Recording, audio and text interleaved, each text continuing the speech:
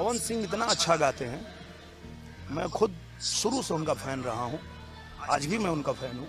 नहीं के बाद किसी को बुरा लगता है तो मुझे फर्क नहीं पड़ता। आपको मेरे से दुश्मनी निकालना है, सॉरी, वेलकम टू यू, आप निकालिए। मुझे इतना फर्क नहीं पड़ता आपके दुश्मनी से, इतना इतना ये देखत रहो भाई, इतना ना इतना हमरा फर्क ना पड़ेला केहू के पर्सनल दुश्मनी से हमरा।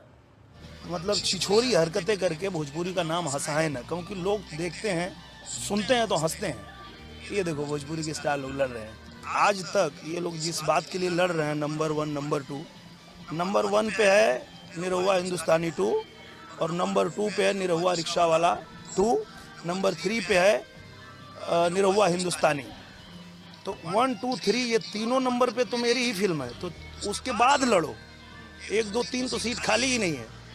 जब उसको क्रॉस कर लेना तब बोलना कि हम नंबर 1 हो गए और हम सबसे बड़े हो गए। इसमें मैंने कुछ गलत नहीं कहा, किसी को बुरा लगेगा, और अगर ऐसा बोलने के बाद किसी को बुरा लगता है तो मुझे फर्क नहीं पड़ता। पवन सिंह इतना अच्छा गाते हैं, मैं खुद शुरू से उनका फैन रहा हूँ, आज भी मैं उनका फैन हूँ।